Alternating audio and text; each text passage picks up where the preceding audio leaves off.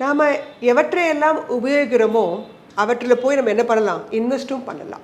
அதாவது எதில் நம்ம செலவு பண்ணுறோமோ அதில் இன்வெஸ்ட்டும் பண்ணக்கூடிய வாய்ப்பு ஷேர் மார்க்கெட்டில் உண்டு. அந்த மாதிரி கம்பெனிகள் சிலவற்றை பார்க்க போகிறோம். இன்டர்நெட்டு, அதில் இருக்கக்கூடிய company Airtel and Reliance. Fast food, Burger King, Jubilant food. Footwear, Relaxo and Bata company. Medicine, Sun Pharma and Cipla. Shopping mall, DMart and Trent. FMCG, ITC, Hindustan Unilever.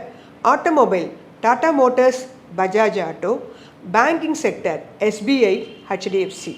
So இந்த கம்பெனிகள் எல்லாம் நம்ம என்ன பண்ணுறோம், சில பல வேலைகளை எப்போதுமே உபயோகிக்கிறோம். அதே சமயம் இந்த கம்பெனிகள் ஷேர் மார்க்கெட்லேயும் லிஸ்டட் கம்பெனிகளாக இருக்காங்க. இதில் இன்வெஸ்ட் பண்ணும்போது நீண்ட கால அடிப்படையில் வாங்கும்போது நமக்கு லாபகரமாக இருக்கும் அப்படிங்கிறத இந்த பதிவில் சொல்லிக்கிறேன்.